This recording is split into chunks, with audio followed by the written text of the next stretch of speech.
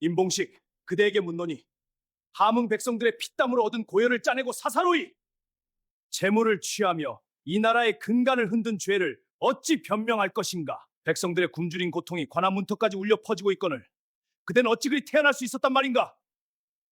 시작하기 전에 좋아요 버튼 꾹 한번 눌러주세요.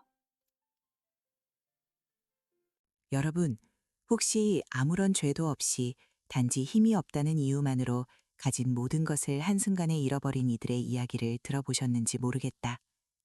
그들의 삶이 송두리째 파괴되고 영혼마저 산산이 부서져 내린 채 희망의 마지막 불씨마저 처참하게 꺼져버린 비극적인 사연을 말이다.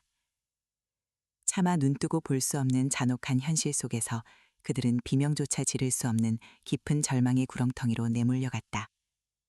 가진 것 없는 약자의 슬픔은 세상의 차가운 외면 속에 갇혀 마치 유령처럼 떠돌아다녔다.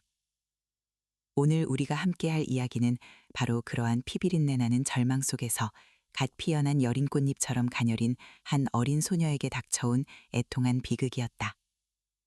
그리고 그 가슴 찢어지는 사연의 밑바닥에는 마치 거미줄처럼 촘촘히 얽히고 설켜 뿌리 깊이 도사리고 있던 거대한 부패의 사슬이 있었다. 이 끔찍한 사슬을 끈질기게 파헤쳐 진실을 밝히고 결국 정의의 칼날을 세우려 했던 암행어사의 숨막히는 여정은 그렇게 시작되었다. 그때는 바야흐로 조선 팔도 어디에서나 백성들의 고통스러운 신음소리가 끊이지 않고 울려 퍼지던 암울하고 황량한 시절이었다.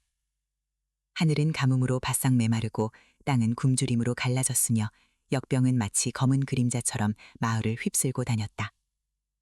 설상가상으로 탐관오리들의 무자비한 수탈은 이미 도를 넘어 백성들의 피와 살 그리고 마지막 남은 한 올의 희망마저 끈질기게 갉아먹고 있었다. 그들의 탐욕은 바닥 없는 심연과 같아서 아무리 채워도 만족할 줄을 몰랐다. 그 중에서도 특히 함흥 땅은 그 비참함이 극에 달해 굶주림과 알 수 없는 기이한 병고로 쓰러져 죽어가는 이들로 거리가 메워지다시피 했다. 앙상하게 마른 시체들이 길가에 아무렇게나 방치되어 이미 차가운 돌멩이처럼 굳어버린 모습은 드물지 않은 일상이 되었다. 썩어가는 시신의 역한 냄새는 차가운 바람이 불어올 때마다 훅 하고 코끝을 찔렀고 살아남은 이들의 눈동자에는 더 이상 삶에 대한 어떠한 희망도 찾아볼 수 없었다. 그들의 텅 비고 초점 없는 눈은 마치 혼을 빼앗긴 듯 그저 잿빛 하늘만을 하염없이 응시하고 있었다. 살아있는 이들이 죽은 이들보다 더한 고통을 겪고 있는 듯했다. 그 참혹하고 비참한 풍경 속을 허름하고 낡은 옷차림의 사내 하나가 위태롭게 흔들리는 초가집들 사이를 조용하고 신중하게 걷고 있었다. 그의 집시는 닳고 닳아 이미 제 모양을 잃은 지 오래였고 발바닥에는 굳은 살이 박히고 터져 물집이 잡혀 있었다. 두터운 속옷은 여기저기 거칠게 기워져 너덜너덜한 상태였고 먼지와 흙으로 얼룩져 본래의 색을 알아보기 힘들었다. 그는 길을 걸으면서도 주변의 비참한 모습에 쉽사리 익숙해진 듯했지만 그의 눈빛만큼은 결코 평범하지 않았다. 깊은 밤하늘에 짙은 먹구름이 낀 듯 침울하고 무거웠지만 그 안에는 모든 것을 꿰뚫어보는 듯한 날카로운 지혜와 번뜩이는 비범함이 감출 수 없이 강렬하게 반짝이고 있었다. 그의 깊은 눈동자 속에는 이 땅의 고통을 짊어진 자의 비장함과 동시에 억울함을 밝히려는 불굴의 의지가 서려 있었다. 그의 걸음걸이는 느렸지만 단호했고 주변의 어지럽고 혼탁한 공기 속에서도 흔들림 없는 굳건한 중심이 느껴졌다. 바로 암행어사 박문수였다. 그는 한양을 떠나 꼬박 며칠 밤낮을 쉬지 않고 걸어 마침내 함흥 땅에 당도했던 것이었다. 그의 심장은 이 땅의 백성들이 내지르는 고통스러운 비명소리에 응답하기 위해 마치 북소리처럼 굳건하고 힘차게 뛰고 있었다. 박문수는 앙상하게 마른 나뭇가지처럼 힘없이 늘어진 백성들의 손에서 혹은 깊이 패인 얼굴의 주름 사이에서 더 이상 희망의 빛조차 찾을 수 없었다. 그들의 표정에는 생기라곤 찾아볼 수 없었다. 그의 눈에 비친 마을 사람들의 모습은 흡사 그림자 같았다. 마치 오랜 세월 비바람을 맞아 풍화된 돌부처처럼 삶의 온갖 고통과 죽음의 그림자가 뼈만 남은 얼굴에 고스란히 새겨져 있었다. 메마른 입술은 파르르 떨리며 마지막 숨결을 간신히 이어가고 있었고 텅 빈 눈동자는 절망만을 담고 있을 뿐 어떠한 감정의 흔적도 비치지 않았다. 그들의 눈은 마치 영혼이 사라진 듯 텅 비어 있었고 그 침묵은 수많은 절규보다도 더 크고 깊은 고통을 웅변하고 있었다. 박문수는 이 모든 비참함 뒤에 단순한 흉년이나 지독한 질병만으로는 설명할 수 없는 깊고 검은 부패의 냄새가 진동하고 있음을 직감했다. 그의 예리한 직관은 이 끔찍한 비극의 근원에는 탐관오리들의 탐욕이 마치 독사의 ጧ리처럼 깊숙이 자리 잡고 있을 것이라고 확신했다. 박문수의 마음속에서는 차갑고도 날카로운 분노가 천천히 그러나 굳건히 끓어오르고 있었다. 그는 주먹을 무의식적으로 쥐었다. 손가락 마디마디가 하얗게 질렸다. 해가 서산 너머로 붉게 기울기 시작하며 마을을 온통 음산한 붉은 빛으로 물들일 무렵이었다. 하늘은 마치 피를 토한 듯 붉게 물들었고 그 색은 이내 서서히 잿빛으로 변하며 어둠이 깔리기 시작했다. 차가운 저녁 공기가 뼛속까지 스며들었고 낡은 옷 사이로 스며드는 한기는 그의 몸을 더욱 움츠러들게 했다. 멀리서 들려오는 황량한 바람소리가 마치 이승을 떠도는 유령의 울음소리처럼 들려왔고 그 소리는 그의 마음을 더욱 불안하게 만들었다. 바로 그때 박문수의 귓가에 작고 허름한 움막 앞에서 터져나오는 애절하고 처절한 울음소리가 희미하게 파고들었다. 처음에는 그저 바람소리인가 싶었지만 이내 그것이 세상에 차마 토해내지 못하는 슬픔과 억울함을 가득 담은 한없이 여린 사람의 목소리임을 분명히 알 수 있었다. 가슴을 쥐어뜯는 듯한 그 울음소리는 고통으로 가득 찬 마을의 진묵을 송곳처럼 찢어발겼다. 박문수는 본능적으로 발걸음을 멈췄다. 그의 심장이 급작스럽게 두근거렸다. 그는 그 울음 속에서 단순한 어린 소녀의 슬픔을 넘어 감히 상상조차 할 수 없는 처절하고 잔인한 사연이 담겨 있음을 어렴풋이 감지했다. 그 울음은 마치 도움을 간절히 바라는 영혼의 마지막 외침처럼 그의 심장을 파고들었다. 그는 천천히 그러나 단호하게 그 소리가 들려오는 쪽으로 시선을 돌렸다. 그의 눈빛에 다시금 날카로운 빛이 감돌았다.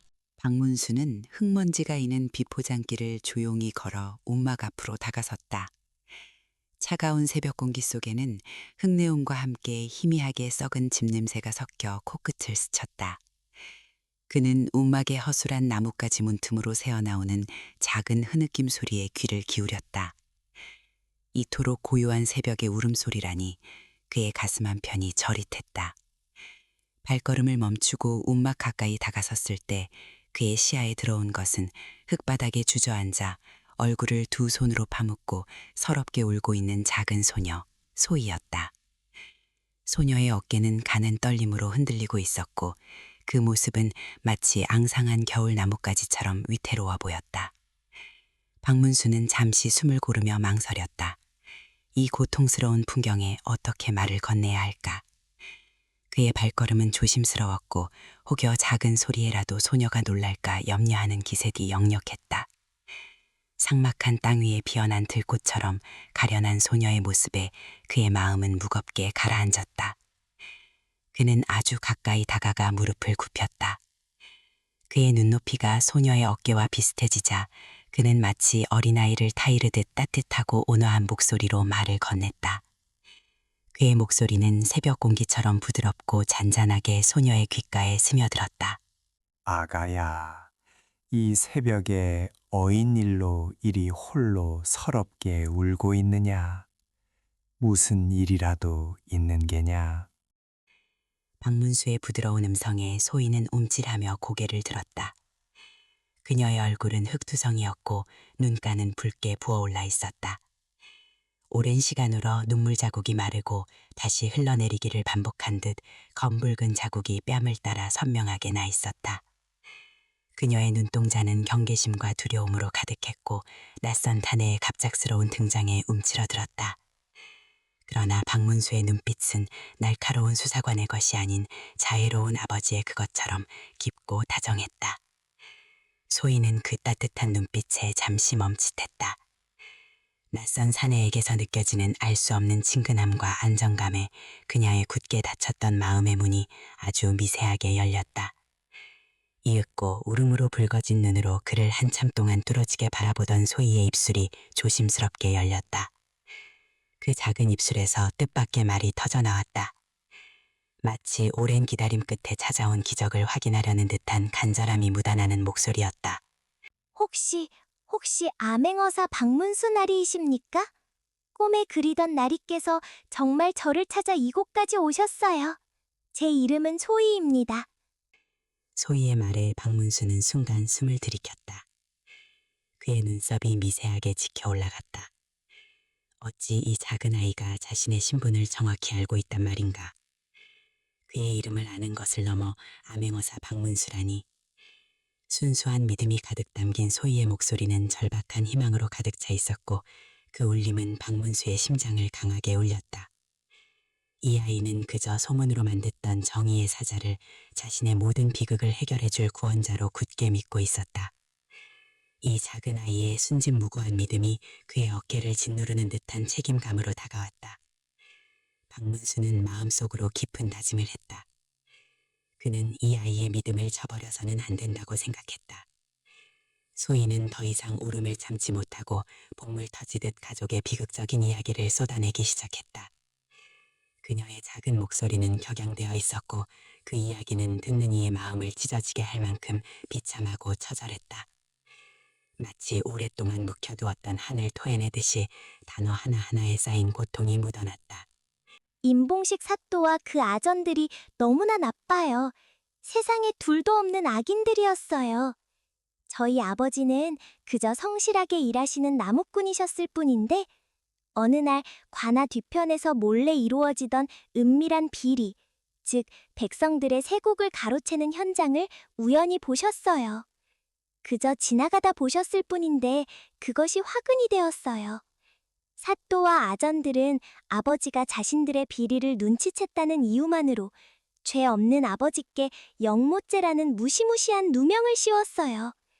그리고는 아무런 증거도 없이 한밤중에 들이닥쳐 아버지를 강제로 끌고 갔어요. 끌려가시던 아버지는 제게 어머니를 잘 보살피고 꼭 살아남으라는 마지막 말씀을 남기셨어요. 그 뒤로는 어디로 가셨는지 어떻게 되셨는지 아무도 알려주지 않았어요. 아버지가 끌려가신 뒤로 저희 집에는 고통스러운 나날의 연속이었어요. 매일 밤 아버지를 애타게 찾으시던 어머니는 슬픔을 이기지 못하고 그만 병석에 알아놓으셨어요. 한겨울인데도 온몸에 열이 펄펄 끓고 이따금씩 기침과 함께 검은 피를 토해내셨어요. 의원님을 모셔왔지만 약값조차 치를 형편이 되지 않아 치료도 제대로 받지 못했어요. 어머니의 숨소리는 점점 더 가빠지고 이제 곧 저희 곁을 떠나실지도 모른대요. 병색이 완연한 어머니의 얼굴을 볼 때마다 제 가슴은 찢어지는 듯 아팠어요. 가진 돈은 한 푼도 없고 설상가상으로 임봉식 사또는 저희 아버지의 재산을 몰수한다는 명목으로 저희가 살던 작은 움막집까지 빼앗아 버렸어요. 그들은 저희를 인정사정 없이 길거리로 내쫓았어요. 차가운 바람이 부는 한겨울 밤에 저희 모녀는 정든 집을 빼앗기고 길거리에 나앉게 되었어요. 도와주세요, 나리. 제발 저희 아버지를 찾아주시고 병든 어머니를 살려주세요. 이 불쌍한 소희를 제발 도와주세요, 나리. 소희의 절규는 단순한 한 가족의 불행이 아니었다. 박문수는 그 작은 어깨에 얹힌 고통이 함흥고을 아니 조선 팔도에 만연한 거대한 부패와 탐욕의 증거임을 깨달았다. 그의 가슴 속에서는 뜨거운 분노의 불길이 치솟았다. 이 모든 비극의 뿌리에는 탐욕스러운 임봉식 사또와 그의 빌부터 백성들을 수탈하는 아전들의 횡포가 있었다. 그들의 악행은 상상을 초월했으며 그로 인해 무고한 백성들의 삶이 송두리째 파괴되고 있었다. 박문수는 자신의 주먹을 꽉 쥐었다. 그의 손등에는 빗줄이 선명하게 붉어져 나왔다.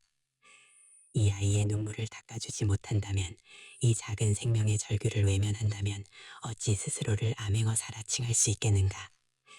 그는 깊게 숨을 들이쉬었다. 그리고는 천천히 소희의 작고 차가운 손을 부드럽게 붙잡았다. 소녀의 손은 떨리고 있었지만 그의 따뜻한 온기가 스며들자 작은 희망의 불꽃이 피어나는 듯했다. 이 아이의 간절함이 곧 그의 칼이 될 것이었다. 그의 눈빛은 굳건한 결의로 이글거렸다. 박문수는 차가운 새벽 공기 속에서 떨림이 고스란히 전해져 오는 소희의 작은 손을 꽉 잡았다. 그의 손바닥에는 가녀린 소녀의 맥박이 희미하게 그러나 또렷하게 전해져 왔고 그 미약한 박동은 마치 세상의 모든 슬픔을 대변하는 듯 그의 가슴을 먹먹하게 만들었다. 그는 말없이 아이의 맑고 겁에 질린 눈을 깊이 응시했다. 소녀의 커다란 눈동자에는 잃어버린 순수함과 깊은 트라우마, 그리고 마지막 지푸라기라도 잡으려는 듯한 절박한 희망이 동시에 비쳤다. 흑투성이 얼굴에 그렁그렁 맺힌 눈물방울들이 새벽빛을 받아 반짝였고 그 한 방울 한 방울이 그의 심장을 바늘로 꿰뚫는 듯 짓눌렀다. 어린 소녀가 홀로 짊어져야 했던 세상의 무게는 박문수의 상상을 초월할 정도로 무거웠다. 부모를 잃고 모든 것을 빼앗기고 한 치 앞도 보이지 않는 절망 속에서 그저 정의로운 존재가 나타나 모든 것을 바로잡아 줄 것이라는 맹목적인 믿음과 기적을 바라는 절절한 사연은 그의 심장을 뜨겁게 달아오르게 했다. 핏빛처럼 뜨거운 감정이 그의 혈관을 타고 솟구치는 것을 느꼈다. 그것은 단순한 분노를 넘어선 뿌리 깊은 연민과 정의에 대한 갈망이 뒤섞인 격렬한 파도와 같았다. 그는 더 이상 자신의 신분을 숨기고만 있을 수는 없다는 확신에 휩싸였다.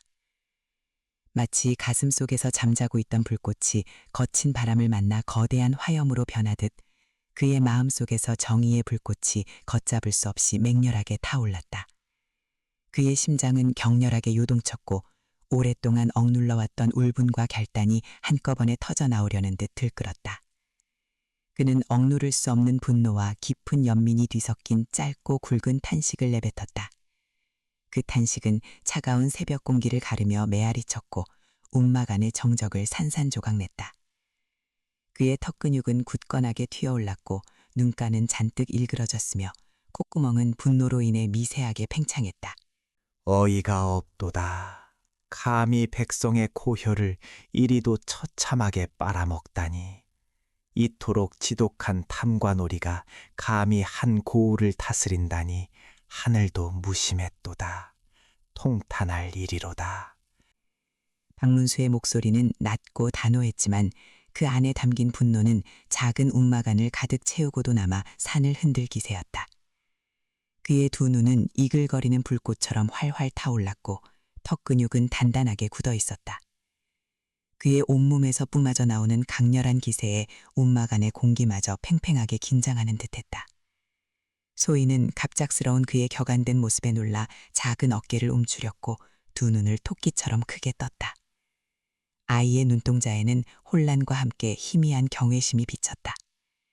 그녀는 생전 처음 보는 어른의 격렬한 분노에 압도된 듯 보였다. 박문수는 한치의 망설임도 없이 차가운 손으로 허리춤을 더듬었고 이내 무언가를 끄집어냈다. 짤랑하고 쇠붙이끼리 부딪히는 둔탁한 소리가 정적을 깨고 울렸다. 그 소리는 새벽의 고요함을 갈랐고 소희의 귓가에 맴돌았다. 그것은 차가운 쇳덩이, 바로 암행어사의 신분을 상징하는 마패였다. 말 세필이 세밀하게 새겨진 묵직한 마패가 어두워진 하늘 아래 희미한 새벽빛을 받아 번뜩였다. 마패는 그 자체로 강렬한 존재감을 뿜어냈고 차가운 쇳내음이 미미하게 공기 중에 퍼졌다. 그 광채는 마치 절망에 빠진 세상에 한 줄기 빛을 던지는 듯했다. 소희의 작은 눈동자가 세차게 진들렸다. 눈앞의 현실이 믿기지 않는 듯 아이는 마패와 박문수의 얼굴을 번갈아 바라봤다. 그녀의 눈은 빠르게 깜빡였고 입은 작게 벌어졌다. 꿈속에서나 나올 법한 전설 속의 존재가 지금 자신 앞에 서 있다는 사실이 믿기지 않는 표정이었다. 그녀의 입술이 미세하게 떨렸고 작은 손이 무의식적으로 가슴팍으로 향했다. 오랜 절망 속에서 그녀가 간절히 바라왔던 기적이 바로 지금 이 순간 눈앞에서 펼쳐지고 있었다. 걱정 말거라 소녀야. 이제 이 박문수가 너의 아버지와 어머니 그리고 함흥 백성들의 억울함을, 이 불쌍한 이들의 원한을 반드시 풀어줄 것이다. 박문수의 목소리에는 흔들림 없는 강철 같은 의지가 담겨 있었다. 그의 말 한마디 한마디는 굳건한 바위처럼 단단했고 그의 눈빛은 맹렬한 불꽃처럼 타올랐다. 그는 소희의 눈을 다시 한번 굳건히 바라보며 말했다. 그의 시선은 소녀의 마음속 깊숙이 가닿아 모든 불안을 잠재우려는 듯했다.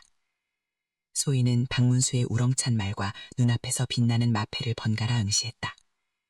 그제야 그녀의 작은 가슴 속에 희미하게 남아있던 불안이 걷히고 눈앞의 사내가 진정 전설 속의 암행어사임을, 백성들의 마지막 희망임을 깨달았다. 절망으로 가득했던 작은 가슴에 더없이 따뜻한 희망의 빛이 서서히 스며들기 시작했다. 그녀의 얼굴에 빗기가 돌았고 얼어붙었던 심장이 녹아내리는 듯한 따뜻한 감각이 온몸으로 퍼져나갔다. 마치 얼어붙었던 땅에 봄 기운이 스미듯 소녀의 얼굴에 희미한 생기가 돌았다. 그녀의 눈물은 더 이상 슬픔의 눈물이 아니었고 안도의 기운이 섞인 감격의 눈물이었다. 박문수는 마패를 굳건히 쥐고 옥막문을 열었다. 비거기는 나무 문 틈으로 차가운 새벽 공기가 움막 안으로 밀려 들어왔고 그는 결연한 의지를 담은 힘찬 발걸음을 내디뎠다. 그의 어깨는 굳건했고 등 뒤에서 떠오르는 해를 맞는 듯 웅장하게 느껴졌다. 옥막문이 닫히는 소리가 희미하게 멀어지는 순간 소희는 아직도 마패의 잔상이 아른거리는 눈으로 문을 한참 동안 바라보았다. 그의 등장으로 함흥 땅에는 평소와는 다른 묘한 긴장감이 흐르기 시작했다. 마을 어귀에서부터 새벽 안개를 뚫고 들어오는 낯선 기운이 감돌았고 잠들어 있던 동물들도 미세한 변화를 감지하는 듯했다. 굳게 닫혔던 정의의 문이 비로소 활짝 열리는 순간이었다. 탐욕과 부패로 쌓아올린 임봉식 사또의 철옹성 같던 권력에 이제 막 거대한 금이 가기 시작한 것이다. 새벽이 밝아오면서 마을 곳곳에 박문수의 이야기가, 전설 속 암행어사의 강림 소식이 번개처럼 빠르게 퍼져나갔다. 그 소식은 잠들어 있던 백성들의 마음에 작은 불씨를 피워올렸고 그 불씨는 곧 거대한 희망의 불길로 번져나갈 제비를 하고 있었다. 함흥 땅에는 이제 더 이상 절망의 땅이 아니었다. 변화의 바람이 불어오고 있었다. 박문수는 더 이상 지체할 수 없다고 판단했다. 그의 뇌리에는 소희의 처절했던 눈물과 마패를 보였던 순간 백성들의 눈빛에서 읽어낸 절박함이 생생하게 맴돌았다. 그들의 고통이 마치 자신의 심장을 짓누르는 거대한 바위 같았다고 그는 생각했다. 따스한 새벽 햇살이 움막의 낡은 문틈으로 희미하게 스며들었지만 그의 마음속은 여전히 함흥 땅에 드리워진 어둠처럼 차갑고 무거웠다. 그는 굳게 입술을 다물었다. 이대로 물러설 수는 없었다. 그는 곧바로 임봉식 사또에 대한 심도 깊은 조사를 시작해야겠다고 결심했다. 그의 손에 들린 마패는 차가웠지만 그 차가움 속에서 뜨거운 정의감이 솟아올랐다. 함흥 관아지변은 겉으로는 놀랍도록 고요했지만 그 안에는 끈적하고 역겨운 부패의 그림자가 너무나도 짙게 드리워져 있었다. 마치 맑은 물 위에 떠있는 기름때처럼 평화로운 모습 뒤에는 비릿한 탐욕의 냄새가 스며들어 있는 듯했다. 박문수는 암행어사의 신분을 철저히 숨긴 채 움직였다.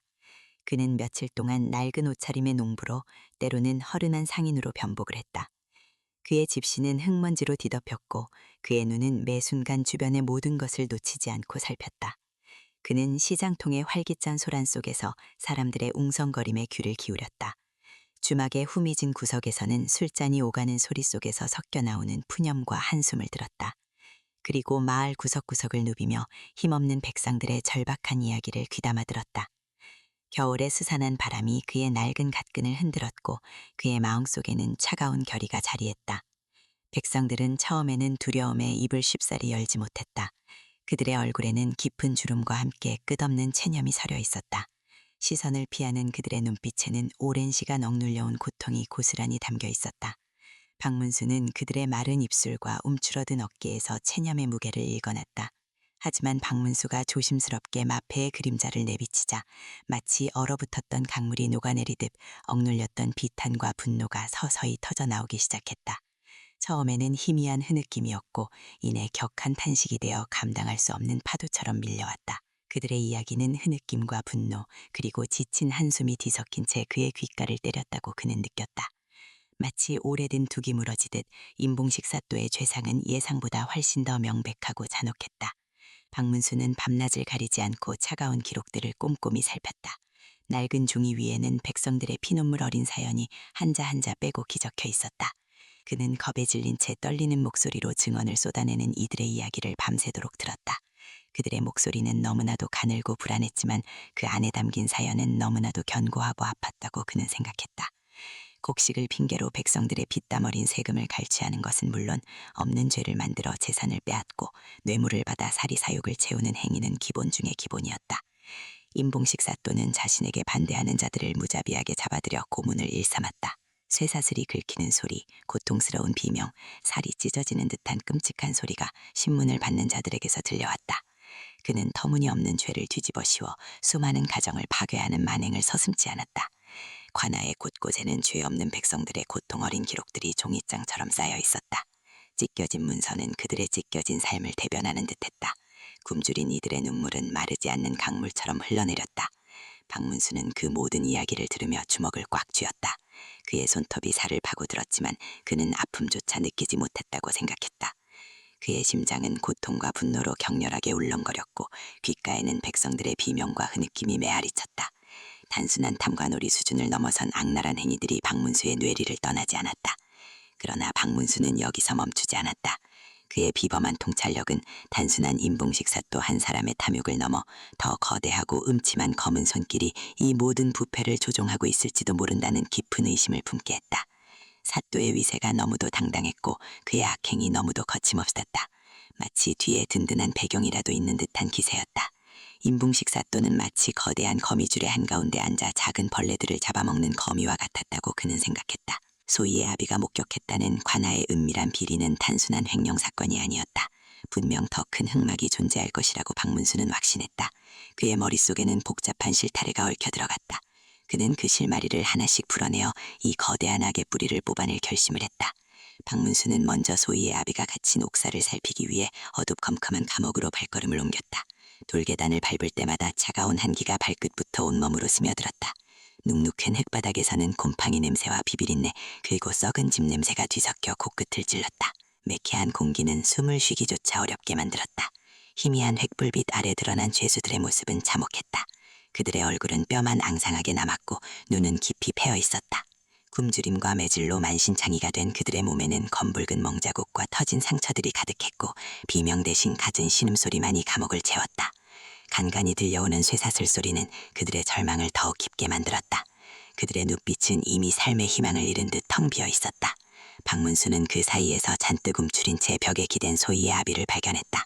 그의 몸은 가늘게 떨리고 있었고 앙상한 어깨는 매질의 흔적으로 검붉게 물들어 있었다.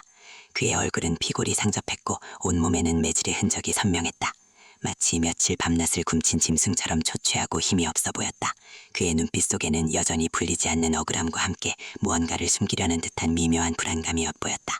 마치 깊은 물속에 잠겨있는 비밀처럼 그의 눈동자는 알 수 없는 두려움으로 흔들렸다. 박문수는 조용히 그에게 다가가 허름한 옷깃을 살짝 열어 마패의 그림자를 짧게 보였다. 소희의 아비는 처음에는 믿을 수 없다는 듯 크게 뜬 눈을 깜빡였다. 그의 눈동자를 희미한 빛이 스치는가 싶더니 이내 터져나오는 울음을 억누르려 했었다. 마른 입술은 파르르 털렸고 목울대가 격렬하게 움직였다. 그는 간신히 소리 없는 울음을 삼키며 고개를 숙였다. 박문수는 그의 어깨를 가만히 두드리며 걱정 마십시오. 이제 모든 것이 제자리를 찾을 것입니다. 라고 낮은 목소리로 속삭였다.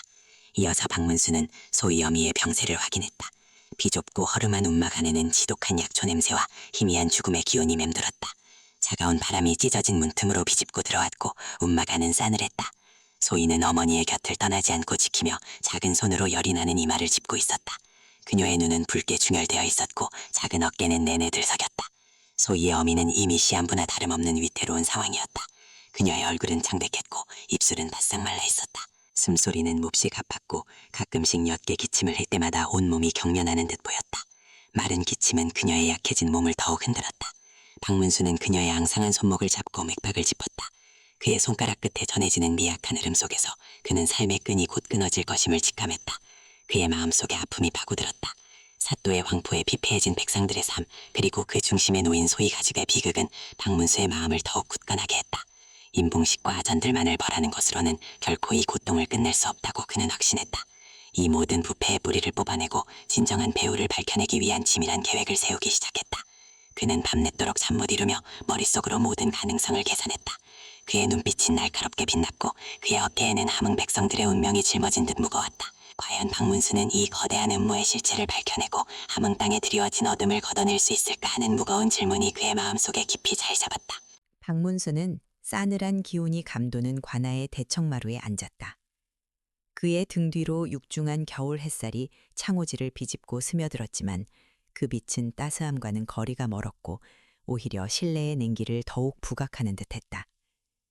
그는 자신의 앞으로 임봉식 사또를 소환했던 것이다. 묵직한 나무 기둥들이 천장을 굳건히 받치고 있었고 그 기둥 사이로 퍼지는 침묵은 마치 무거운 쇠사슬처럼 모든 이의 숨통을 옥죄는 데 느껴졌다. 마루는 방금 쓸어낸 듯 먼지 한 톨 없이 반질거렸으나 그 지나친 청결함은 오히려 곧 벌어질 불길한 일을 감추려는 위선처럼 보였다. 박문수의 코끝에는 옅은 나무 향과 함께 알 수 없는 서늘한 쇳내음이 맴돌았다. 정갈하게 차려입은 인봉식 사또의 짙은 남색 환복은 주름 하나 없이 깔끔했지만 그의 얼굴에는 일말의 죄책감도 서려 있지 않았다. 그의 눈은 마치 얼음처럼 차갑고 텅 비어 있는 듯했다. 박문수는 인봉식의 흔들림 없는 눈동자를 응시했다. 인봉식은 박문수의 날카로운 시선과 마주쳤음에도 불구하고 조롱하듯이 얕은 미소를 입가에 매달았다. 그는 짐짓 손에 든 부채를 천천히 움직이며 여유로운 태도를 취하려 애썼다. 부채가 바람을 일으키며 귓가를 스치는 작은 소리가 정적 속에서 유독 크게 들렸던 것이다. 허나 그 손목의 미세한 떨림과 희미하게 땀이 맺힌 이마는 그의 가면 뒤에 숨겨진 불안감을 어렴풋이 드러내고 있었다. 인봉식은 속으로 박문수를 한낱 떠돌이 암행어사쯤으로 치부하며 자신의 든든한 뒷배를 생각하니 저절로 입꼬리가 올라가는 것을 막을 수 없었다. 관아의 분위기는 마치 한겨울 얼어붙은 호수처럼 팽팽한 긴장감으로 가득 찼다. 대청마루 가장자리에 도열한 아전들은 사또의 눈치를 살피며 초조하게 손끝만 만지작거렸다. 그들의 얼굴에는 두려움과 함께 이 상황이 어떻게든 자신들에게 유리하게 흘러갈 것이라는 알 수 없는 기대감이 교차하고 있었다. 그들은 침을 꼴꺽 삼키며 굳게 닫힌 입술 사이로 새어나오는 희미한 한숨 소리를 들었다. 차가운 얼음장 같은 시선으로 인봉식의 흔들리는 눈동자를 응시했다. 그의 시선은 단순한 응시가 아니었다. 그것은 인봉식의 심장을 꿰뚫으려는 듯 그의 가장 깊은 곳에 숨겨진 추악한 진실을 끄집어내려는 듯 날카롭게 빛나고 있었다. 임봉식, 그대에게 묻노니 함흥 백성들의 피땀으로 얻은 고열을 짜내고 사사로이 재물을 취하며 이 나라의 근간을 흔든 죄를 어찌 변명할 것인가? 나는 그대의 치세 아래 고통받는 이들을 직접 보았다. 백성들의 굶주린 고통이 관아 문턱까지 울려 퍼지고 있거늘 그대는 어찌 그리 태어날 수 있었단 말인가. 내 눈으로 본 그들의 절규는 거짓을 말하지 않았다. 박문수의 목소리는 낮게 깔렸지만 그 어떤 쇠붙이보다도 단단하고 위압적이었다. 그의 말 한마디 한마디가 차가운 공기를 가르고 묵직하게 울려 퍼지는 듯했다. 관아 안에 있던 모든 이들이 저도 모르게 숨을 멈추었다. 사또의 위세에 눌려 평소 고개도 제대로 들지 못하던 아전들의 어깨가 순간 움찔하고 굳어졌다. 인봉식은 박문수의 단도직입적인 질문에 입꼬리를 더욱 비틀어 올렸다. 그의 뇌리에는 박문수가 그저 한낱 떠돌이 암행어사에 불과하다는 오만한 생각이 가득했다. 머릿속에서는 김대감의 든든한 비호가 견고한 성벽처럼 자신을 에워싸구리는 환영이 떠올랐고 그 어떤 증거도 그 성벽을 뚫을 수 없을 것이라 굳게 믿고 있었다. 박문수가 아무리 떠들어 보았자 자신에게는 통하지 않을 것이라는 확신에 그의 심장은 더욱 오만하게 고동쳤다. 무슨 말씀을 하시는지 도통 알 길이 없습니다. 어사 나으리. 저는 그저 이 함흥고을의 평안과 번영을 위해 밤낮 없이 제 한 몸 바쳐 힘썼을 뿐입니다. 매일 새벽 먼동이 트기 전부터 관청으로 나와 밤늦게까지 백성들의 안위를 살폈습니다. 밤잠까지 설쳐가며 이 고을을 보살폈는데 어찌 저에게 이런 모욕적인 말씀을 하시는지 모르겠습니다. 백성들이 저의 치적에 감동하여 자발적으로 세금을 바치고 제 건강을 염려하며 밤샘 기도를 올리고 있거늘 대체 어떤 연유로 이런 망언을 하시는지 모르겠습니다. 그대 같은 떠돌이 암행어사에게 이런 망언을 들을 이유가 없습니다. 감히 조정의 명을 받고 이 고을을 다스리는 사또에게 어찌 이런 무례를 범할 수 있단 말입니까? 저는 대감의 총애를 받는 몸입니다. 어사 나으리는 감히 제게 손가락 하나 댈 수 없을 것입니다. 임봉식의 뻔뻔함은 마치 썩은 내나는 지독한 악취처럼 관아를 가득 채웠다. 그의 말 한마디 한마디가 부패한 흙먼지처럼 공기 중에 떠다니는 듯했다. 그의 얼굴에는 일말의 거짓조차 찾아볼 수 없다는 듯한 표정이 스쳐 지나갔지만 박문수의 눈에는 그 모든 것이 교묘하게 짜맞춰진 거짓 연극으로 보였다. 사또의 말은 달콤한 독약처럼 듣는 이의 귀를 현혹하려 했으나 박문수의 심장 속에서는 차가운 분노가 들끓었다. 박문수의 매서운 눈썹이 미세하게 꿈틀거렸다. 이는 단순한 분노가 아니라 억울하게 죽어간 백성들의 원한이 그의 가슴을 짓누르는 고통의 전조였다. 그 순간 대청마루 가장자리에 서 있던 아전들 역시 임봉식 사또를 거들며 웅성거렸다. 그들의 목소리는 작았지만 그 내용은 박문수의 수사기록 일부를 교묘하게 조작하여 거짓 증언을 할 준비가 이미 끝났다는 것을 암시하는 듯했다. 그들은 자신들의 손에 들린 종이 뭉치를 굳게 움켜쥐고 박문수에게 보란듯이 흔들어 보였다. 낡은 종이 냄새가 흙먼지 냄새와 섞여 희미하게 풍겨왔고 그 속에서 얄팍한 거짓의 냄새가 진동했다. 박문수는 그들의 허술하고 비겁한 계략을 이미 꿰뚫고 있었다. 그의 심장 속에서는 차가운 얼음물이 흐르는 듯했으나 동시에 정의를 향한 뜨거운 불꽃이 타오르고 있었다. 그는 그들의 시선을 피하지 않고 똑바로 마주보았다. 닥쳐라.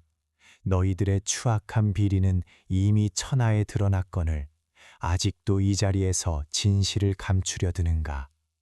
너희들의 입에서 나오는 모든 말은 거짓으로 얼룩진 더러운 변명에 불과하다.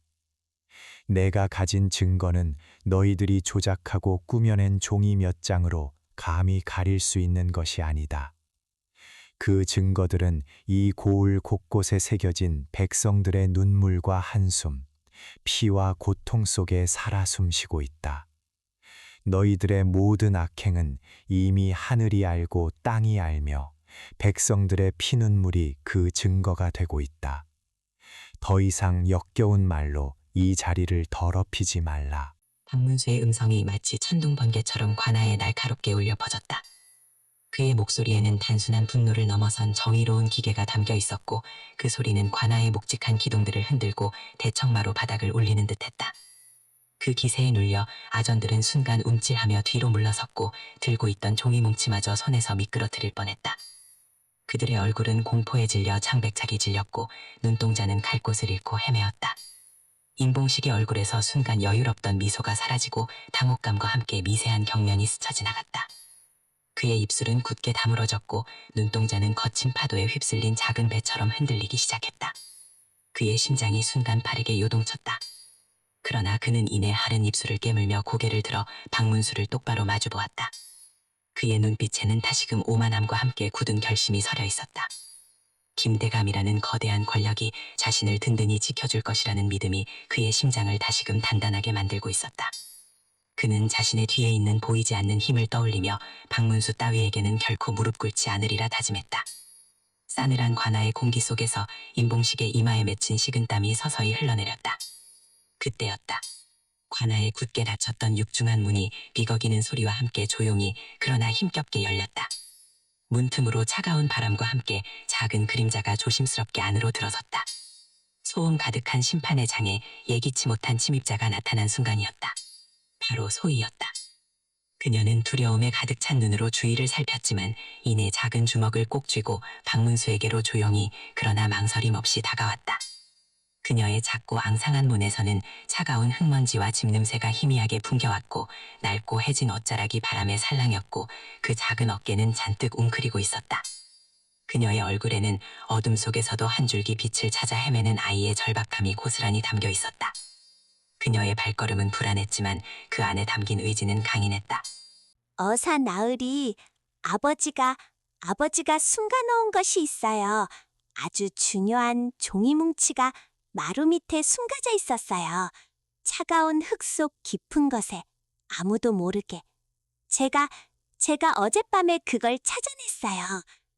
아버지가 제게 주라고 했어요. 나으리께. 소희의 작고 떨리는 목소리가 관아의 무거운 정적을 깨뜨렸다.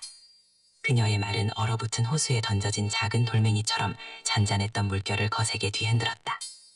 그 작은 목소리는 놀랍게도 관아의 모든 소리를 삼키고 가장 선명하게 울려 퍼지는 듯했다. 마루밑이라는 단어가 임봉식의 귓가를 파고들었다. 그 단어는 마치 날카로운 비수처럼 그의 심장을 꿰뚫는 듯했다. 그의 얼굴은 순간 빗기 하나 없는 잿빛으로 변했고 그의 눈동자는 마치 거친 파도에 휩쓸린 작은 배처럼 흔들리기 시작했다. 그의 입술은 바르르 떨렸고 손에 들고 있던 손부채는 맥없이 힘을 잃고 바닥으로 떨어져 나뒹굴었다. 부채가 마루에 부딪히는 팍 하는 작은 소리가 천둥처럼 크게 울렸다. 그 누구도 알 수 없었던 비밀스러운 증거. 그의 가장 깊은 곳에 숨겨져 있던 악행의 증거가 바로 그 작고 여린 아이의 입에서 터져나온 것이었다. 임봉식은 숨쉬기조차 힘들듯 거칠게 헐떡였다.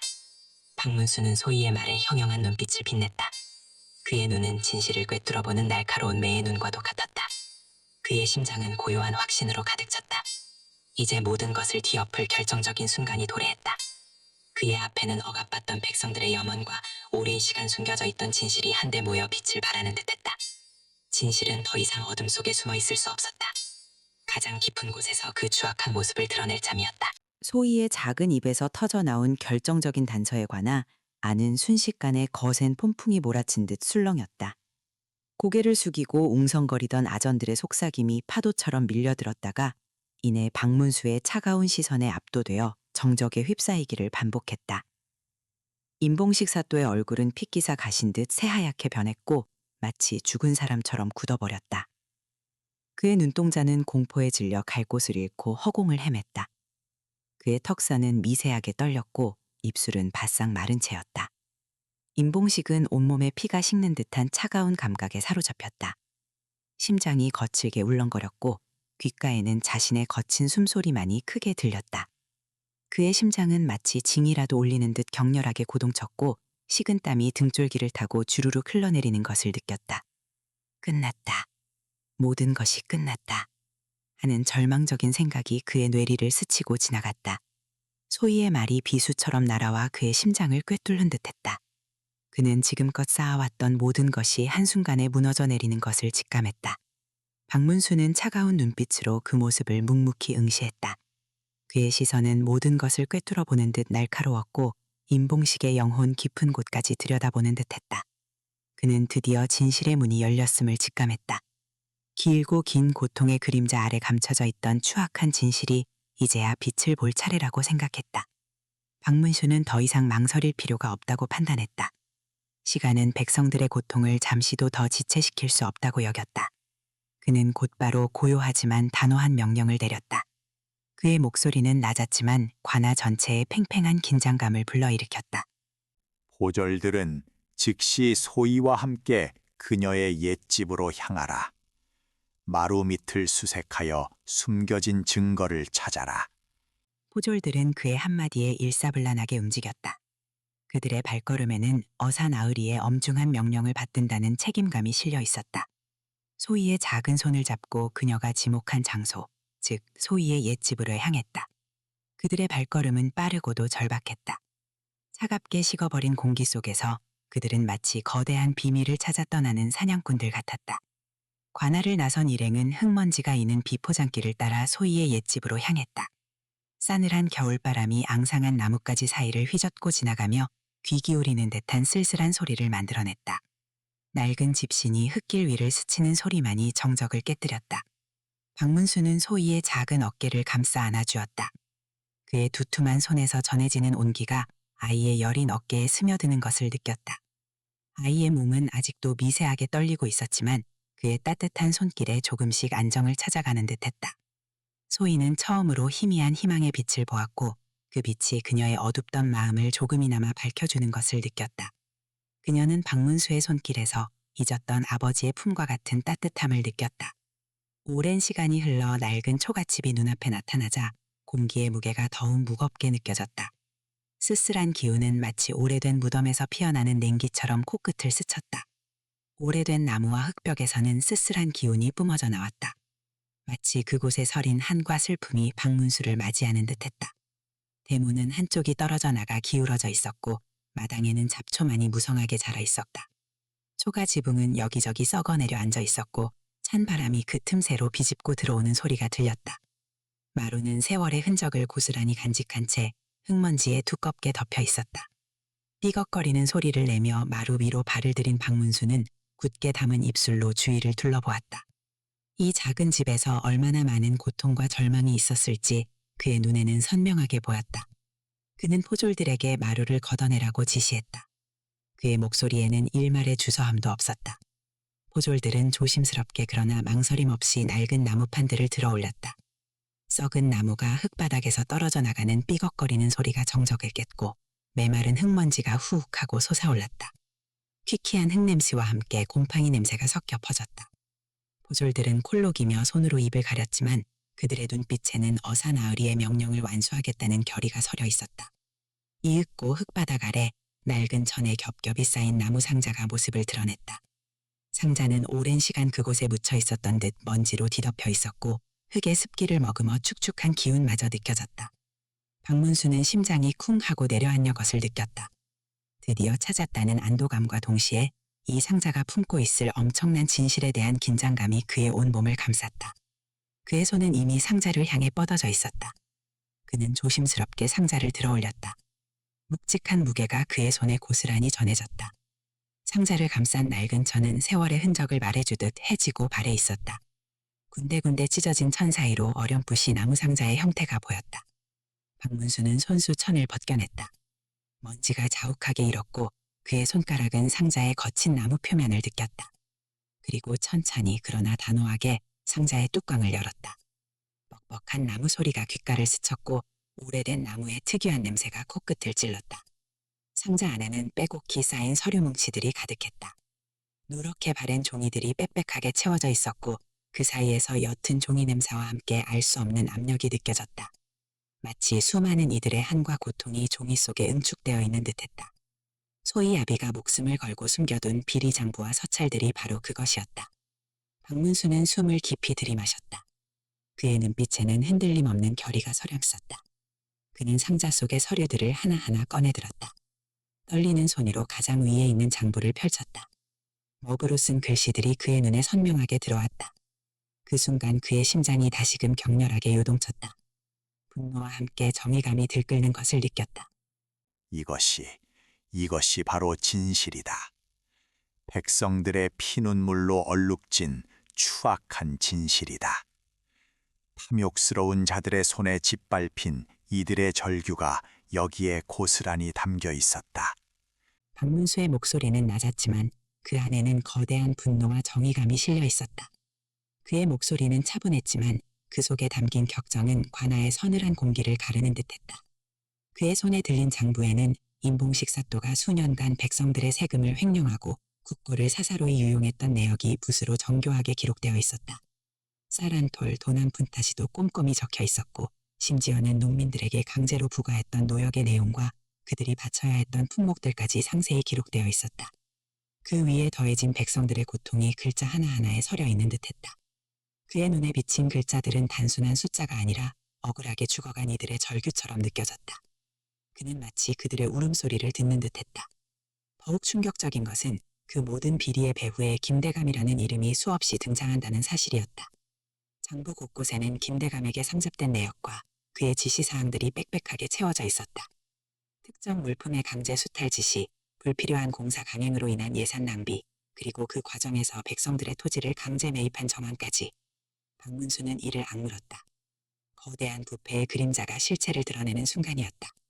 그의 마음속에서는 분노의 불길이 활활 타올랐다. 장부 아래에는 임봉식과 김대감이 은밀히 주고받은 서찰들이 묶여 있었다. 낡은 끈으로 묶인 서찰들은 그 존재만으로도 음흉한 비밀을 품고 있는 듯했다. 서찰들을 펼쳐있는 박문수의 표정은 점점 더 싸늘하게 굳어졌다.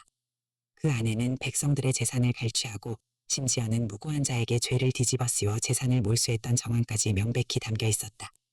한 서찰에는 김대감이 임봉식에게 특정 지역의 토지를 강탈할 것을 지시하며 반대하는 자들을 조정의 명을 거역하는 역적으로 몰아세우라는 잔혹한 명령이 적혀 있었다. 또 다른 서찰에는 불에 타버린 마을의 사건이 단순 화재가 아니라 재산 탈출을 위한 고의적인 방화였음이 암시되어 있었다. 박문수는 이 모든 증거들이 한치의 의심도 없이 임봉식의 죄를 낱낱이 밝히고 있음을 확인했다. 그의 마음속에서는 정의의 물길이 활활 타올랐다. 이제는 돌아갈 수 없는 길을 건넜다고 생각했다. 그는 차가운 얼굴로 상자를 다시 봉인하고 관아로 돌아섰다. 그의 발걸음은 굳건했고 눈빛은 흔들림 없었다.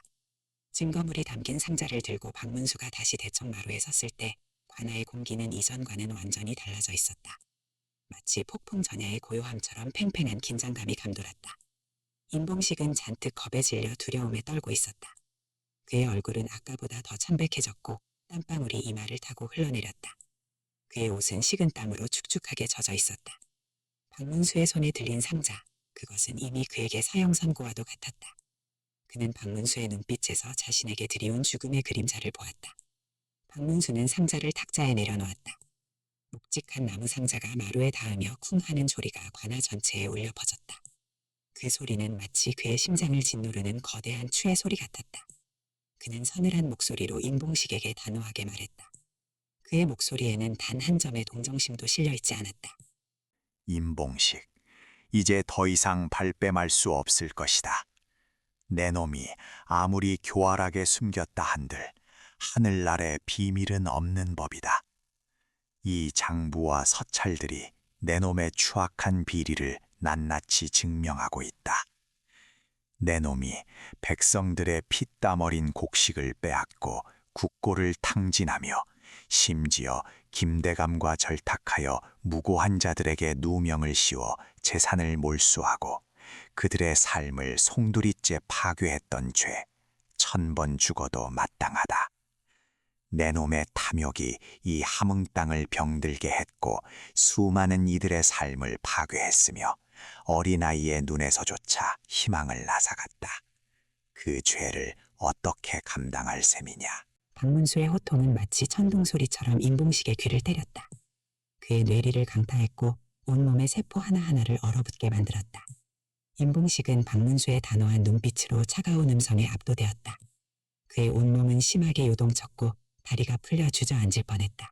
임봉식의 자백과 소위 아비가 숨겨둔 결정적인 증거들은 파도처럼 함흥 관아를 휩쓸었다. 박문수는 굳게 담은 입술로 상위에 펼쳐진 두루마리와 빼곡한 장부들을 하나하나 면밀히 검토했다. 그의 시선은 꼼꼼하게 글자 한자 한자를 훑었고 그 사이로 임봉식과 김대감의 추악한 공모 관계가 마치 거미줄처럼 얽혀 있는 것이 드러났다. 관아 아닌 차가운 침묵이 흘렀고 오직 박문수가 서류를 넘기는 소리와 붓으로 간간히 메모하는 소리만이 들렸다. 사람들은 김대감이라는 이름이 가진 무게 때문에 저마다 두려움에 떨며 침묵을 지켰다. 공기 중에는 묵직한 긴장감과 희미한 먼지 냄새가 맴돌았다.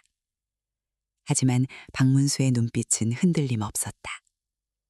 그의 눈동자는 마치 깊은 우물처럼 고요했으나 그 안에는 불꽃 같은 정의로운 의지가 활활 타오르고 있었다. 그는 어떤 권력 앞에서도 꺾이지 않는 단단한 심지를 지니고 있었다. 박문수는 길게 한숨을 쉬며 서류 뭉치를 정리했고 이 모든 비리에 연루된 자들을 한 명 한 명 조용히 추려냈다. 그의 손가락 끝은 미세하게 떨렸지만 그 떨림은 분노에서 비롯된 것이었다. 조선 팔도 백성들의 고혈을 짜내고 무고한 자에게 죄를 뒤집어 씌워 가정을 파탄낸 임봉식과 그 배후의 김대감, 그리고 이들의 비리에 동조한 모든 아전은 조선의 법에 따라 엄히 처벌될 것이다. 그 누구도 이 죄를 피할 수 없을 것이다. 박문수의 단호한 선고가 차가운 관아의 대청마루에 울려 퍼졌다. 그의 목소리는 우레와 같았고 듣는 이의 심장을 꿰뚫는 듯했다. 선고가 끝나는 순간 관아에 모인 백성들은 마치 얼음처럼 굳은 듯 숨을 죽였다. 한동안 아무 소리도 들리지 않았고 오직 박문수의 굳건한 표정만이 공간을 압도했다. 그 짧은 정적은 영원처럼 길게 느껴졌고 사람들의 심장은 고통스럽게 죄어오는 듯했다. 이내 누군가 흐느끼는 소리가 들렸고 그 소리는 삽시간에 거대한 파도처럼 번져나갔다. 곧이어 억눌렸던 환호성이 터져나왔다. 그 환호성은 마치 오랜 가뭄 끝에 내리는 단비 같았고 굶주렸던 이에게 찾아온 만찬과도 같았다. 백성들은 서로 얼싸안고 눈물을 흘렸다. 그토록 기다렸던 정의의 순간이 마침내 찾아왔기 때문이었다. 임봉식의 얼굴은 핏기 하나 없이 새하얗게 질려 있었다. 그의 눈동자는 절망감에 흔들렸고 입술은 미세하게 떨렸다. 그는 결국 고개를 떨구었고 그의 옆에 서 있던 아전들은 두려움에 오줌을 지린 듯 바닥에 주저앉았다. 쇠사슬이 짤그랑거리는 소리와 함께 임봉식과 그의 아전들은 병졸들에게 끌려갔다. 그들의 발걸음은 힘없이 바닥을 질질 끌었고 그 모습은 비참하기 그지없었다. 박문수의 수사는 여기서 멈추지 않았다. 그는 더 거대한 비리의 뿔이 김대감에게까지 거침없이 뻗쳐나갔다. 함흥 땅을 드리웠던 어둠의 그림자가 서서히 걷히는 듯했다. 며칠 후 마침내 소이아리가 억울한 누명을 벗고 감옥에서 풀려났다. 그는 햇빛을 제대로 받지 못한 탓에 창백한 얼굴을 하고 있었고 뼈만 앙상하게 남은 몸은 낡은 옥사복 안에서 흔들렸다. 차갑고 습한 감옥의 냄새, 곰팡이와 썩은 나무의 축축한 냄새가 그의 몸에 배어 있었지만 그는 바깥 공기를 들이마시며 눈을 감았다. 따스한 햇살이 그의 얼굴을 어루만지는 듯했다. 그의 눈가에는 오랜 고통과 그리움, 그리고 복받쳐 오르는 서러움이 맺혀 있었다. 그는 주변을 두리번거렸다. 마치 오랜 꿈에서 깨어난 사람처럼 현실이 믿기지 않는 듯했다. 그는 허둥지둥 관아문을 나섰고 비틀거리는 몸으로 움막을 향해 발걸음을 재촉했다. 그의 발은 굳은 살이 박혀 투박했고 제대로 신발을 신지 못해 바닥에 걸리는 소리가 났다. 그의 마음속에는 오직 가족을 향한 간절한 그리움만이 가득했다. 그의 뇌리에는 소희의 작은 얼굴과 아내의 다정한 미소가 아른거렸다. 소희 언니. 소희 아비는 마치 어린아이처럼 연신 아내와 딸의 이름을 불렀다. 그의 목소리는 오랜 투옥 생활로 인해 거칠었지만 그 안에는 사랑과 간절함이 가득 담겨 있었다. 멀리서 움막의 지붕이 보였다. 그의 심장은 격렬하게 요동쳤고 그는 마지막 남은 힘을 쥐어짜내어 달리기 시작했다. 움막 앞에 다다른 순간 소희와 소희어미가 엉성한 나무 문을 열고 마당으로 뛰쳐나왔다. 소희어미의 눈은 퉁퉁 부어 있었고 소희의 얼굴에는 그동안의 걱정과 그리움이 가득했다. 세 사람의 시선이 마주쳤다. 소희어미는 희미하게 미소 짓는 남편의 얼굴을 보는 순간 그 자리에 주저앉아 흐느꼈다. 소희 역시 아비의 모습을 보자마자 작은 손으로 입을 틀어막고 울음을 터뜨렸다. 그들은 서로를 향해 달려갔다. 소희 아비의 지친 몸은 흔들렸지만 그는 두 팔을 벌려 아내와 딸을 품에 안았다. 세 사람은 서로 부둥켜 안고 한참을 흐느꼈다. 그들의 눈물은 뜨거웠고 그동안의 고통과 슬픔 그리고 다시 만났다는 기쁨이 뒤섞인 눈물이었다. 흙먼지 날리던 마당은 그들의 뜨거운 눈물로 축축해졌다. 그들은 서로의 얼굴을 만지고 품에 안고 존재를 확인하며 현실이 꿈이 아님을 깨달았다. 마침내 빼앗겼던 소희 가족의 논밭과 집은 다시 그들의 품으로 돌아왔다. 그들의 잃어버렸던 삶이 제자리로 돌아오는 순간이었다. 함흥 백성들은 박문수를 향해 진심 어린 존경과 감사의 마음을 표했다. 마을 사람들은 저마다 박문수에게 고개 숙여 인사를 건넸고 아이들은 그의 주변을 맴돌며 천진난만한 웃음을 터뜨렸다. 오랜만에 함흥 땅에는 평화와 안녕의 기운이 감돌았다. 관아 앞 시장 통에서는 활기찬 웃음소리가 울려 퍼졌고 저녁 노을은 함흥의 하늘을 붉게 물들이며 아름다운 풍경을 자아냈다. 어둠의 잔재가 스러지고 햇살이 넉넉하게 들이운 함흥 고을에는 이전과는 확연히 다른 따스하고 희망찬 생기가 넘쳐흐르는 듯했다. 차가운 바람이 뼈를 저미던 겨울의 삭막함이 물러간 자리에는 연두빛 새싹들이 언 땅을 비집고 힘겹게 고개를 내밀었고 오랫동안 꽁꽁 얼었던 강물은 이제 졸졸거리는 청아한 소리를 내며 자유롭게 흐르기 시작했다. 강가에 들이운 버드나무 가지에도 여린 물기가 돌며 연초록 잎새들이 돋아나는 모습이었다. 따사로운 봄 기운이 온몸을 감싸안는 듯한 포근함이 느껴졌다. 마을 사람들의 얼굴에도 차가운 그림자 대신 은은하고 부드러운 미소가 피어났으며 그들의 발걸음에는 이전과는 비할 수 없는 가벼운 활력이 깃대어 있었다. 밭으로 향하는 발걸음에는 희망이 실렸고 장터의 활기찬 목소리에는 생기가 넘쳐 흘렀다. 움츠러들었던 어깨는 다시금 펴지고 서로를 향하는 눈빛에는 믿음과 연대의 온기가 담겨 있었다. 오랫동안 잊고 지냈던 평화로운 일상이 거짓말처럼 다시 찾아온 듯했다. 소희의 가족 또한 그 햇살 속에서 작은 희망의 씨앗들을 소중히 키워가며 고난 끝에 찾아온 소박한 행복을 누리는 중이었다. 아침 일찍부터 밭으로 나선 소희 아비는 굳은 땅을 일구는 괭이질을 하는 내내 콧노래를 흥얼거렸다. 괭이가 흙을 찍을 때마다 텁텁 하는 둔탁한 소리가 규칙적으로 울렸고 그 소리는 절망 대신 땀방을 맺힌 희망의 소리처럼 들렸다. 굳은 땅을 일구는 그의 등에는 더 이상 절망의 그림자가 드리워져 있지 않았다. 지난날의 고통과 비참함이 비바람처럼 스쳐 지나갔지만 이제는 따스한 햇볕 아래 땀 흘려 일하는 이 순간의 소중함만이 그의 마음속을 가득 채웠다.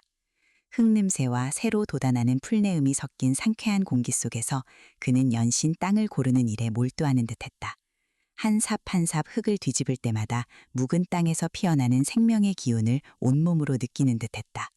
소희 어미의 병세 또한 차츰 호전되는 기미를 보였다. 더 이상 밤새도록 기침 소리가 잦아들었고 창백했던 얼굴에는 희미하게 남아 혈색이 돌아오는 듯했다.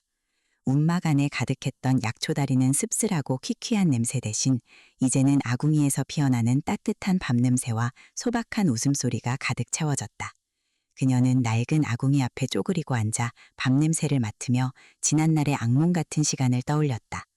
죽음의 문턱까지 갔다가 다시 살아 돌아온 자신의 생명과 가족의 온전함에 대한 깊은 감사함이 그녀의 마음을 흔드는 듯했다. 밥 짓는 김이 모락모락 피어오르는 솥뚜껑을 물끄러미 바라보는 그녀의 눈가에는 가는 주름이 잡혔지만 그 깊은 눈빛 속에는 잃었던 삶의 의지가 다시금 빛나고 있었다. 그리고 그 모든 변화의 중심에는 어린 소희가 있었다. 소희는 이제 더 이상 두려움에 떨며 움츠러들지 않는 밝고 씩씩한 아이로 성장해 있었다. 그녀의 눈빛에는 세상의 어떤 시련에도 흔들리지 않을 듯한 굳건한 빛이 어려 있었고 작은 어깨는 이전과는 비교할 수 없을 정도로 당당하고 곧게 펴져 있었다. 마른 나뭇가지처럼 가늘었던 팔다리에는 생기가 돌았고 얼굴에는 아이 특유의 천진난만한 웃음꽃이 피어나는 듯했다.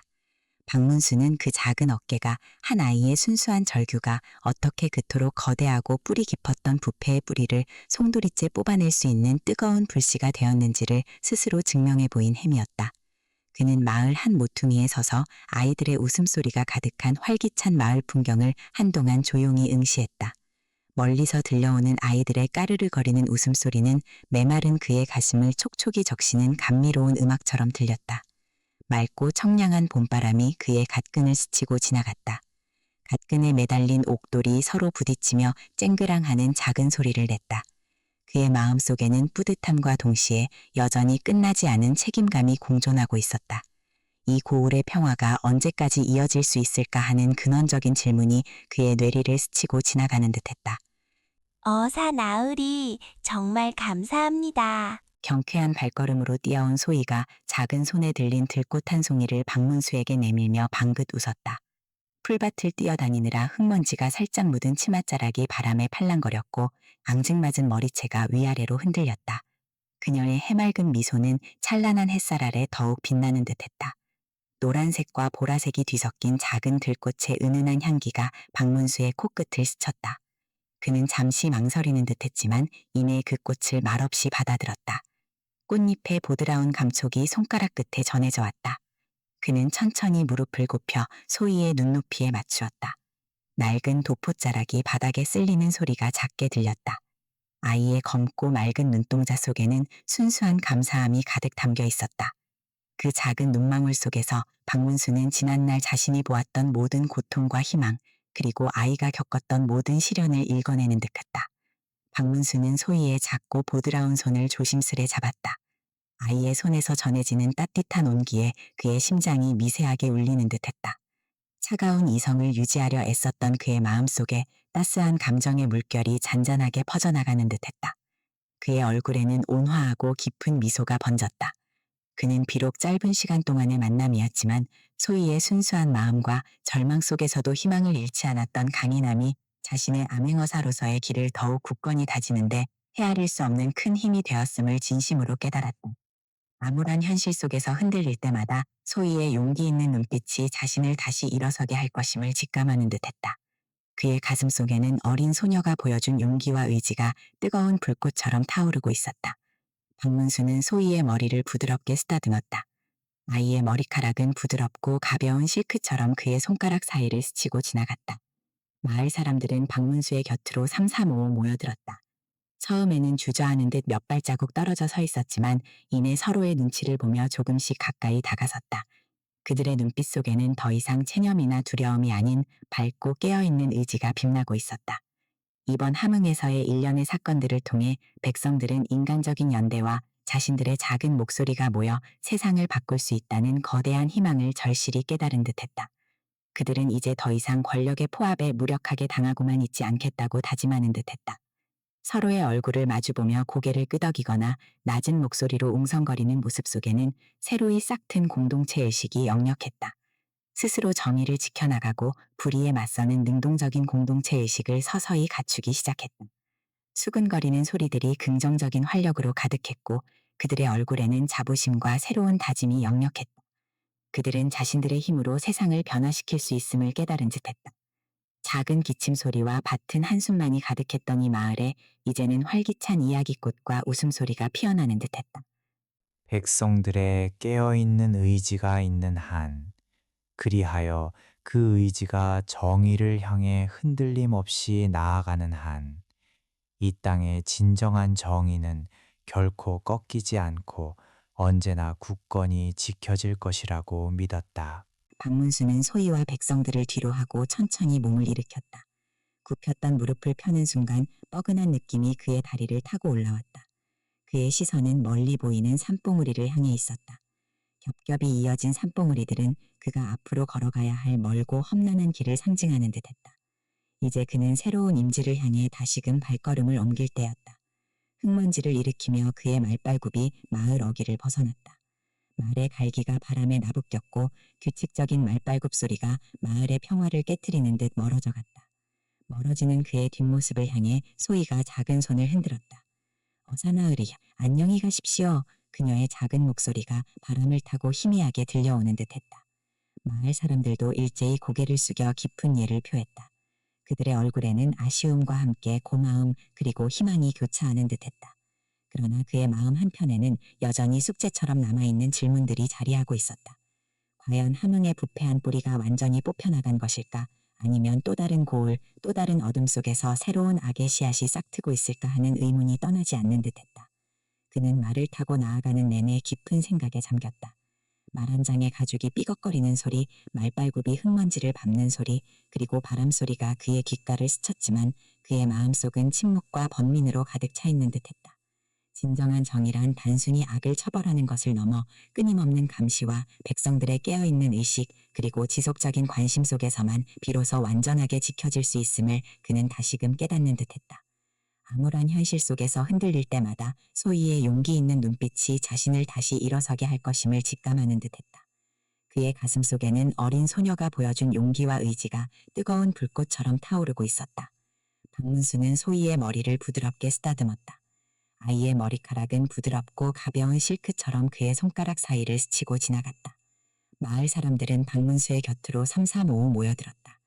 처음에는 주저하는 듯 몇 발자국 떨어져 서 있었지만 이내 서로의 눈치를 보며 조금씩 가까이 다가섰다. 그들의 눈빛 속에는 더 이상 체념이나 두려움이 아닌 밝고 깨어있는 의지가 빛나고 있었다. 이번 함흥에서의 일련의 사건들을 통해 백성들은 인간적인 연대와 자신들의 작은 목소리가 모여 세상을 바꿀 수 있다는 거대한 희망을 절실히 깨달은 듯했다. 그들은 이제 더 이상 권력의 포압에 무력하게 당하고만 있지 않겠다고 다짐하는 듯했다. 서로의 얼굴을 마주보며 고개를 끄덕이거나 낮은 목소리로 웅성거리는 모습 속에는 새로이 싹튼 공동체 의식이 역력했다. 수근거리는 소리들이 긍정적인 활력으로 가득했고 그들의 얼굴에는 자부심과 새로운 다짐이 역력했다. 그들은 자신들의 힘으로 세상을 변화시킬 수 있음을 깨달은 듯했다. 작은 기침 소리와 밭은 한숨만이 가득했던 이 마을에 이제는 활기찬 이야기꽃과 웃음소리가 피어나는 듯했다. 박문수는 소희와 백성들을 뒤로 하고 천천히 몸을 일으켰다. 굽혔던 무릎을 펴는 순간 뻐근한 느낌이 그의 다리를 타고 올라왔다. 그의 시선은 멀리 보이는 산봉우리를 향해 있었다. 겹겹이 이어진 산봉우리들은 그가 앞으로 걸어가야 할 멀고 험난한 길을 상징하는 듯했다. 이제 그는 새로운 임지를 향해 다시금 발걸음을 옮길 때였다. 흙먼지를 일으키며 그의 말발굽이 마을 어귀를 벗어났다. 말의 갈기가 바람에 나부꼈고 규칙적인 말발굽 소리가 마을의 평화를 깨트리는 듯 멀어졌다.